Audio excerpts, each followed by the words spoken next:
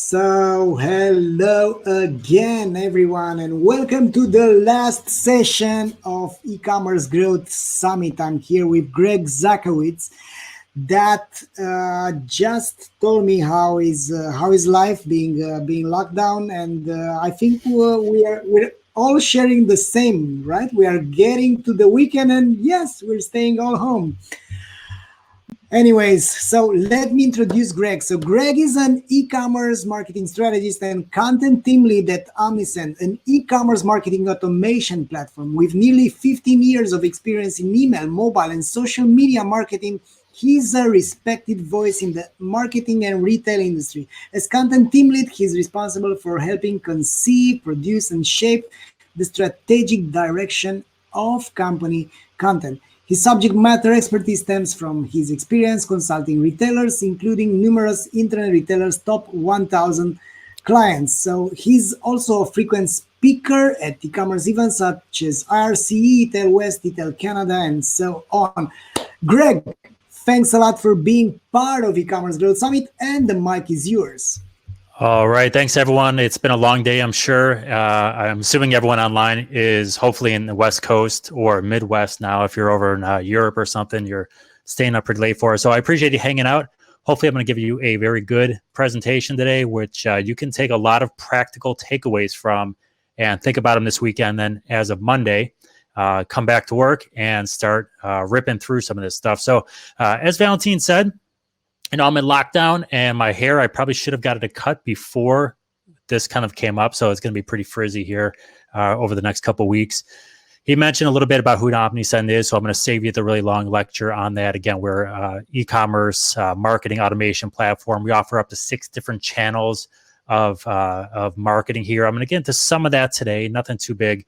And then also you mentioned my experience, right? I've had a long time been in the email marketing and the retail and e-commerce world. About 10 of those years, I was doing either running email programs or direct client consulting.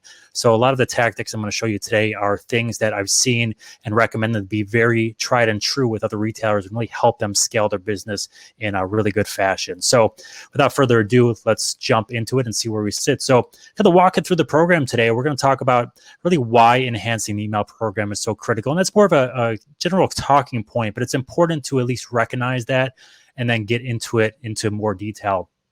We're going to talk about easy ways to move beyond single channel marketing and whether you're doing that or not, have plans to do that or not. I'm going to show you some very simple tactics where hopefully you can start to do that and realize why it's so important. I'm going to show you all through the entire presentation examples of ways with screenshots that you can supercharge that email program. And I always say it's the small, simple things that matter the most. And I'm going to show you a lot of small tactics that can have really powerful dividends. And if you stick around to the end, I'm going to give you a bonus strategic tip as well as an ask. I'm going to ask you to do something for me. It's pretty cool. I think it'll be fun, but it'll give you a little enticement to stick around, grab your greatest adult beverage right now, and then let's go for the ride. So when we talk about the customer journey, this is one that you often see, and it's one that you have probably seen for the last 20 years if you're looking at customer journeys. It's these blocks that go from left to right, and we get you over to the buyer side, and then we put this little circle or half circle arrow back, and we say, okay, now we're going to dump you back in the middle. We're going to continue to market to you like we've always marketed to you, and then we expect you to become a brand loyalist and an advocate for us. And frankly, that's not a model. At least it's not a modern day model. And this, what you're seeing on the screen, is not a model. When you see those models, though, what I want you to do is I want you to think about each of those steps and think of them in terms of buckets, because within the visitor bucket, within the subscriber bucket, within the buyer bucket, there are a lot of different things that you can market to someone that helps them get from one stage to the next. And the modern day customer doesn't go left to right anymore. They might go from the first to the fourth, back to the second, then to the fifth, to the third, and they might wind up skipping around. And it's important to have your marketing laid out where you can think about, okay, it doesn't matter if they skip, we're going to have you covered at that point. The problem with most retailers that kind of succumb to this step-by-step approach is that we wind up in the world that we live in now, and that's where marketing becomes the same, especially from an email side. Consumers get lost, they expect personalization, but they're lost within the noise. They're getting the same emails from every company. We live in a global marketplace now. I mean, we're seeing it just from a human standpoint where everyone gets around and communicates, and they go to manufacturing hubs over in China or wherever, and they're communicating. And the same thing is true with products. A customer can buy any product they want, anytime they want, regardless of where they or that product is in the entire world. And if you think about that, when we're sending batch and blast messaging, it's really hard to cut through that noise at that point and say, okay, this is why you should buy from us and not them. More importantly, this is why you should be loyal to us and not them. And that really puts us and marketers into a really tough position nowadays. And email marketing, in my opinion, is a lot harder today than it was even 5 years ago, but definitely 8 to 10 years ago, because there's just so much noise now. And marketers, I know it. I was one. I consulted with them. I talked to them when I go to conferences. Right? There's a challenge with trying to implement personalization within your email marketing or other digital marketing programs. And here's why. I'm sure everyone who's on the call today has 1 or 2 people helping them in the email department. If you don't, it might be you doing the emails, and you'll have so much time in your day to execute upon things. And it's frankly, it's impacting your bottom line. So the whole presentation today is about showing you those small, simple things that have dividends. And it's all about doing one thing to completion and then moving on. When you do 10 things, 10% of the way, nothing ever gets done. So let's focus on that. Now, the best way to do that, you take that customer journey model I talked about a second ago, left to right, these square blocks, you go through and you circle back through, use those as buckets. This is the way you should be thinking about customer journey model now. And it's a spider web. It's this beautiful piece of art that is not uniform, while somewhat creepy, at least for me. It's not uniform, right? But everything makes one beautiful big picture. And if you think about that customer journey that goes through this, there's a couple times they might go straight left to right, and then they zig down, and then they get halfway down, they zig back to the left, or they zag to the right. But it's all connected. And you've got to have your marketing on these small little pieces that connect when they zig and when they zag. And if you think about this in real life, think about yourself, and you might be browsing the internet looking for a pair of shoes or a jacket, whatever it might be. And then you get distracted, right? Something comes up on the computer or an email comes through, and then you're about to get back to it, and your friend or your family member texts you, and then you start getting texts, and now you're down the Instagram hole where you're checking out memes. Now it's Facebook, and then it's oh man, my meeting's coming up, I got to run. And then you hop in the car and you're driving down the road, and you're like, oh yeah, I was looking at those shoes, I'll get to them later. And then you get another text, and you stop by another store, and this happens all the time, and it's breaking up the customer journey. So if you keep this spider web in mind when you're building out an email, building out an SMS, building out your next Facebook ad campaign, whatever it might be, think about where they might sit in this journey and what other connection points are immediately next to it. And I think it'll help you at least frame the picture of why you're doing what you're doing even better. This is where omnichannel marketing comes in. And omnichannel can be scary for a lot of people because they hear that term and they say, well, I don't have 10 brick and mortar stores. I don't have a brick and mortar store. I can't do omnichannel. And it's not true. Omnichannel means a lot of different things to a lot of different people. The goal is to make omnichannel work for you. Plenty of e-commerce, pure play e-commerce retailers out there that have executed omnichannel well or do omnichannel to a certain degree well. The whole goal of omnichannel is being able to open yourself up to different paths that the consumer wants to hear from you on, and personalize it as much as possible. And that's really the biggest thing. We take things and we make it into a scalable portion for us. And when you can do that, you're going to get real results. So if you see just from an automation standpoint, if you automate lifecycle marketing messages, especially on the email side, higher click-through rate. We have higher customer retention rate on multiple channels over single channels. We start throwing 3 or more channels together, it's even higher purchase rate. And the whole goal here is to make omnichannels powerful yet doable for you, to maximize the amount of automations you have, maximize the potential ROI from that, and move on and keep iterating from there. So how do we do that? And that's why we're here today. So always think about that spider web when you're thinking about each of these programs. So I'm going to tell you how to supercharge your email program, give you some food for thought for the weekend. And the things I'm going to show you, they can all work together or they can work independently. The goal is to make them work together as best possible, but don't feel that, oh, we can't do that, so the whole thing is shot. It's not true. You take the small pieces you can and you implement them, and then you iterate over time. So number 1 of the 3, we're going to talk about adding SMS. And I know you're going to probably sit there and say, you know, Greg, we're talking about supercharging an email program. Why are you leading with SMS? It's because SMS will, with each of the things that I show you today, can be an addition or a complementary tool to the email. I'm going to show you exactly how, but it's important to start with this. One of the things with SMS today, where it wasn't years ago, was cost prohibitive, right? Cost used to be a barrier for sending SMS messages, and that's just not the case anymore. There's some providers you can go to that might be a little more expensive than others, but it's no longer cost prohibitive. And that is important because it feeds a lot of different programs. And I'm going to show you how to layer this onto some of those other things later to get a bigger bang for the buck beyond what I'm going to show you from the email side. Now, there's another very important reason to talk about SMS as well. And that's when we talk about generational cohorts. So we've heard about millennials for the last 7-8 years or whenever, however long it's been, and we want to kind of finish that conversation. The big talking point the last 2 years has been around Gen Z. So those are people turning 24, 25 years old this year, youngest 6 going on 7. But it's 25% of the global population now is Gen Z. And right in the United States, it's just under there. It's 24 point something. So right around that same figure.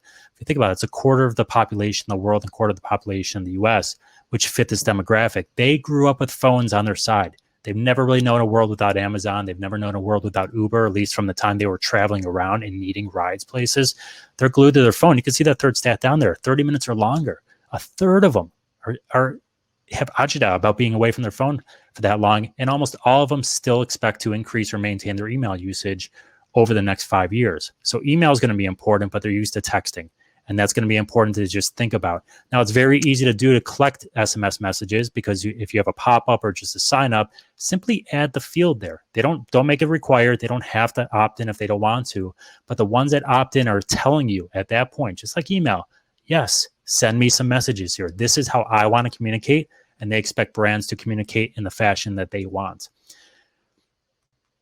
So it's also important from a promotional campaign side. So if you're sending a promotional email next Tuesday or next Thursday, you're going to send it out. And if you look at the screenshots to the right there, campaign booster, it's just another term that we use internally for remails, which is when you send an email message to non-openers some period after the initial send, you change a subject line. If you're not doing it, definitely do that. That'll be tip number 5 today. But if you're doing that, you're probably seeing pretty good success with it. But think about how we can layer SMS onto just your everyday promotional message. Doesn't mean you need to do it every time, but think about the opportunities that make sense. So 90% of all SMS messages are read within the first 3 minutes.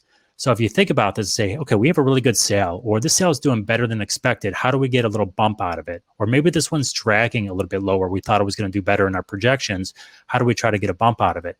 Sending those quick SMS messages, maybe just before the expiration of a sale, or if you're running a flash sale, a lunchtime flash sale, or a 6-hour flash sale, you know the majority of them are going to be read right away. You don't have to relate or wait for the whole email relay. So email being sent, user clicking and opening their email inbox, finding your email out of the crowd of them, and then hopefully buying right there and then because that offer is going to expire. So SMS can be a great standalone promotional tool. It can also be a really good complementary tool to your email program. So just from an everyday promotional standpoint, think about how to use SMS.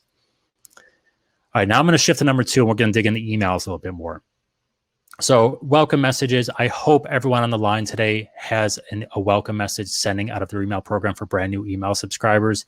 If you don't, highly encourage you to. It will likely be one of the highest read messages you will ever send out of your email program. I've seen these consistently be 80% open rates for emails. The goal here is not only to send the welcome message, but to make it as personal as possible. So I'm going to show you some ways we can make that message personal without having to code a bunch of dynamic content or things into the message.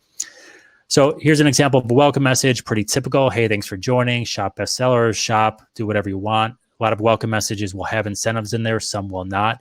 High open rates, high conversion rates. Chances are they'll probably be one of your high converting messages already. But what does a welcome series hold for you? All right, think about your own welcome series if you have one. And best practices years ago, and I say years, it was just a couple of years ago, would be that, hey, we send a welcome message. We set expectations for how often we're sending. I never recommend doing that, by the way. You can ask me in the questions why. But then it's a managed preference message. And then we have to send a message out to them telling them to connect with us on social media. And while those aren't bad messages, everyone today, I think, knows you're on social media. They can find you. I think it's a waste of a message. Managed preferences, very few people actually do it. They wind up doing that at a later time, say after purchase, or you've deemed you are more valuable for them. Here's why the welcome message is so powerful. If you need all those messages to onboard with your brand, why does the welcome message outperform every single other message in that welcome series? They don't know anything about your brand quite yet, but it still outperforms. Yeah, because there's an incentive in there. It's because there's an intention. There's an intention of that customer to shop either with you there and then or very soon afterward, either with you or someone else. You want to capitalize upon that customer intent when they're signing up for your program. Think about that spider web now. We have these consumers that when you go in that browsing or shopping bucket, you then have these tentacles or these little webs that come out and say, okay, we can be here, we can be here, we can be here. Think about within that little bucket, you have two users on your website. One is on the female jumpsuit category of your site. The other is on a men's, crew neck t-shirt section of the site. There is a way to customize your welcome message that targets each of these individual customers. So think about a pop-up sign up that you probably have for list growth here. So if you have a unique pop-up sign up or a unique sign up on your page that classifies or tags that user as viewing jumpsuits when they signed up, you now have browse behavior tagged. They were viewing jumpsuits when they said, aha, you know what? I do want to get your email program. I do like that. And same with the men's t-shirts. And what you can do is instead of sending that generic welcome message that might look something like this, thanks for signing up. Not a bad looking message, by the way. I like it. You can then customize that and say, okay, we have a jumpsuit tag. Let's send that jumpsuit message. Or we have a t-shirt tag. Let's send that t-shirt message. You can see not much has changed from this welcome message, but it's more personal to the individual receiving it. Now, you can still focus on the jeans if that's a core seller of yours and put that as a secondary or tertiary call to action there. But we fundamentally, with very little work, changed the user's perception of our brand. Yeah, we're more relevant and we've got what you need here. And now think about how that can expand to the rest of the series. So we know we have someone that maybe either classify themselves on the pop-up as a female, or chances are they're a female because they're signing up while viewing female shopping products. And think about versus a male. So if we have that male signing up who's either signing up on jeans or the t-shirts, maybe we give them a welcome message stream that forces them down something that's probably more related to them. So again, hey, we're going to help you narrow down jeans. Now, this would be a really good message if they sign up in the jeans category, but it's also that cross promo. You can get some jeans while you're shopping for the t-shirt. But notice all the things they have there. It's more of a sales email versus kumbaya, thanks for onboarding with us email, but that's okay. Remember, customer intent. It's also using social proof, star review, testimonials, which you have on your website. And these images are all taken from emails that this company previously sent to me. So you probably have this content already built. It's taking content you already have, putting into a more targeted customer intention stream, and letting them go through that welcome series accordingly. Same thing with the females. So they could sign up on the swimsuit section, or we could just say, hey, it's springtime, more people shopping for swimsuits. Let's give them swimsuits, some cover-ups, some accessories, and let's push them down that female side of the funnel. So think about, it doesn't have to be the category of the site they're viewing when they sign up. It could be male, female, or some other very hardline piece of information that you can easily test and split those off of. And if you do this, and I've had clients do this before that have sent more sales-oriented emails versus the get-to-know-us type emails and reasons you should buy from us, that were targeted to where they signed up. And that more relevant email, the more personalized one, that really just captured that one piece of information, had about 1% the volume of email sends versus the generic version, and yet it drove more revenue than the others, just because it's a little more targeted. And it's all content you already have either on your website or in previous emails. So super simple to automate, super simple to capture, but pays a lot of dividends. And we talked about that high customer intent. Now we think about, okay, that's good. How do we layer SMS onto this? Or how do we layer another form of notification, whether it's Facebook Messenger or push notification on top of this? And we can actually automate that right inside the same workflow. So you don't have to reschedule things. Visitor subscribes, we get a welcome message. We're going to send them an SMS because they're an SMS subscriber. Otherwise, we skip over them. But we just communicate in a little bit different way, a little more personalized way to the shopper, and we're going to drive more sales. All right, and number 3 for this evening is converting abandoners. And this could be browse abandoners, product abandoners, or cart abandoners. Hopefully you have at least a cart abandonment message, if not more, going out of your email program. I don't expect you to look at this whole chart here. The one right in the very middle is what I looked at on the website. 62% of consumers expect companies to personalize marketing emails based on that data. Now, if you look at the source in the lower right corner of the screen, what you'll see is this report is from 2016. Now, you might say, why are you showing me a 2016 stat, Greg? I'll tell you why. Because 4 years ago, consumers expected retailers to do this, and very few really do, especially on a regular basis here. It's growing, but do you think these expectations from retailers have come down, or from consumers have come down at all? Absolutely not. If anything, they've gone higher, and they expect more from retailers. So if we look at that and we can say, okay, we can automate messages to target that browser or that shopper who has not carted a physical product or not carted a product yet, but has shown some interest, and we're going to try to recapture them. So here's an example of, hey, they viewed the product, we waited a couple hours, they haven't come back to the site. We're going to automate an email going out to them and say, hey, come back, check us out. Now, there's a lot of different strategies with this. I can talk and have talked for a full hour on different strategies for browse abandonment. However, the thing to keep in mind is you do not have to be very specific with your message. You can say, hey, did something catch your eye? We noticed you checking this out. You can be very generic. Make it a very generic message, kind of like that jeans one we looked at before. And it could look like a message that you send on any Tuesday or Thursday afternoon. For the consumer, all they know is they got a very relevant message at a very relevant time. So you talk about the right message, the right customer at the right time. There's a lot of intention there. That's a perfect example of it. And these are very easy to automate. And again, you can layer different things on, like SMS, onto campaigns like this if you want to. Now, cart recovery is the other type of abandonment I want to talk very briefly about today. These are probably some of your highest, if not your highest, converting messages out of your program, because customers are so far down that funnel. They've gotten to the very end, and they just haven't pulled that trigger for a variety of different reasons. It could be the spider web jumping in with SMS messages from their friends, and they've gotten distracted. It just could be they're price shopping somewhere else. But send 1, send 2, send 3, heck, even send 4 messages. I've had a lot of clients do that in the past, and those later ones have outperformed earlier ones. Do you always have to send 4 for a $20 pair of headphones? Probably not. But it can be extremely effective for you, and definitely something to test here. So test your timing, test your verbiage, test your offers versus no offers, test using sense of urgencies. And then again, we talk about layering things on. And think about how you can layer different notifications, push notifications, or SMS or text notifications onto the cart abandonment strategy. And think about all the different things you could do with it. A lot of people will abandon their carts because they think that, I'm going to wait to see if I get an incentive. I do it, guilty as charged. But maybe this is where your SMS subscribers get a little more bang for the buck. They get exclusive offers, and that's one of your selling points there. So they get a couple sense of urgency emails, but they get that SMS message that maybe has an incentive in there, and you try to convert them that way. It gives them reasons to keep getting your messages. Now, the other thing too, remember, think about that stat I told you before. 90% of SMS messages are read within the first 3 minutes. If you are expiring carts, after 72 hours, the cart contents disappear. Think about how you can send that SMS message before the cart items disappear and say, hey, Greg, your cart is going to expire in 2 hours. Get them before they're sold out. That message will be read pretty quickly. You have the ability to then do that in a much more timely fashion. So again, think about layering this on, but it's all the power of simple changes to the email program. Cart abandonment, we have 1 message, add a second one. Have 2, add a third. Have 3, test a 4th. There are a lot of different small things you could do. They'll be extremely powerful for you though.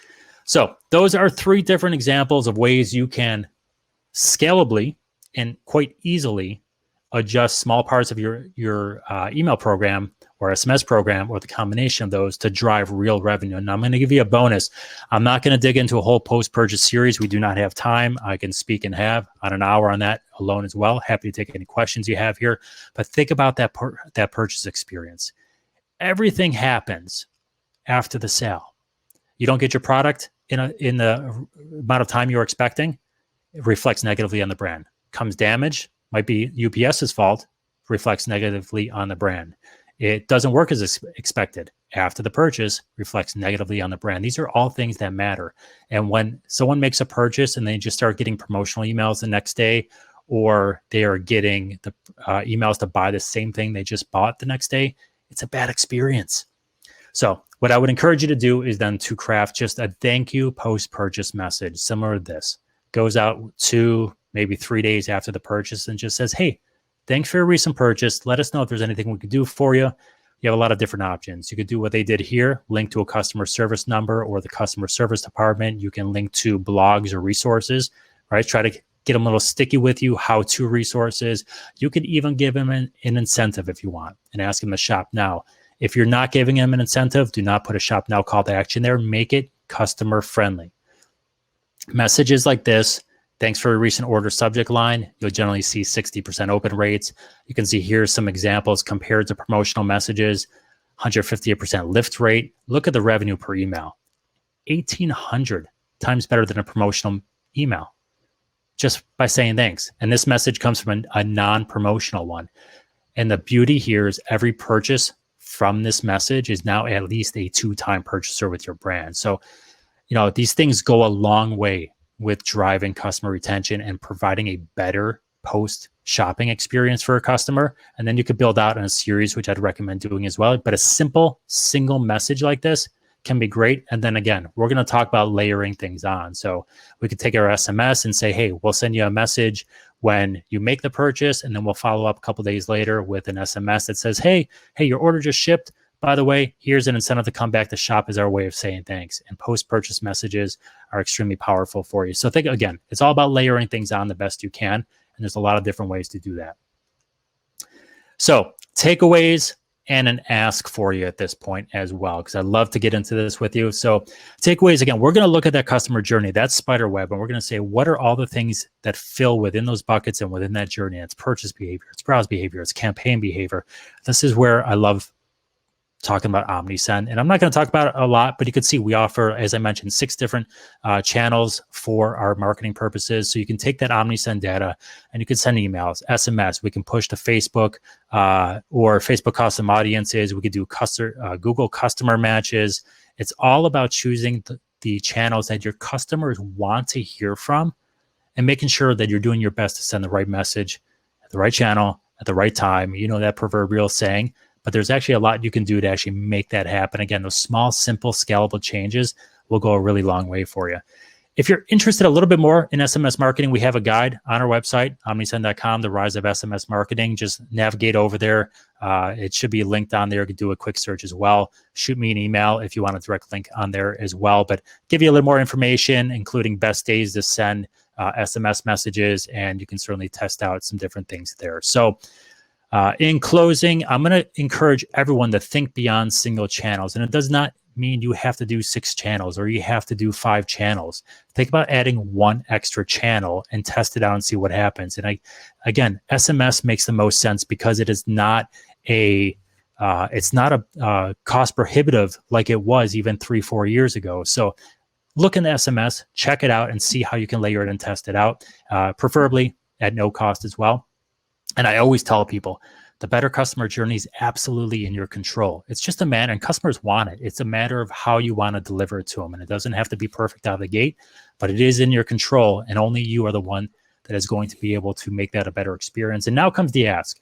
So we're wrapping up this conference here. We're in a very unique time in our lives here. So I'm going to ask you simply to do something good today. So, and this can be, I'm going to give you a lot of examples. You can, of course, donate. It doesn't have to be monetary. You can simply tell someone you love them. If someone's been laid off, which a lot of people have in the United States and around the world, I've had 2 immediate family members just last week get laid off because of this. Introduce them to someone on LinkedIn who might be able to converse with them or introduce them to someone else. I am homeschooling 2 kids right now on top of my normal job. It is difficult. Everyone is in that same situation. If you are an expert or a former math teacher or really good at something, try to take a friend's, give them a 30-minute video tutorial to let those other people process and do some work. Do something good for someone. And if you tag me on social or Omnisend on social, let me know the good deed you did. Or if you want to remain anonymous, just send me an email or a social DM, and I will continue to donate to the Food Bank of North Carolina. There's a lot of kids who go to school who rely on school for food, and they do not have that now. So every $1 will help provide 10 meals. My goal is to donate 1,000 meals here, but I'm happy to donate more than that. So please tag me, reach out to me, let me know the good deed you've done, and let's see if we can make a difference in the world. So here is my contact information, Omnisend's contact information. Feel free to reach out to us with any and all questions you may have. And I hope you thoroughly enjoyed the presentation today. And I'm going to turn it back over to you now, Valentin. Thanks a lot, Greg, for your presentation here. It's been great and great idea. I will certainly do something because of your idea. As an e-commerce manager, you want to stop spending money on expensive ads. OmniConvert Explore helps you improve conversion through A/B testing, personalization, and surveys. Understand that growth is also a matter of retention, not only acquisition. With OmniConvert Reveal, you'll understand segments, monitor customer experience, and nurture your customers on every channel.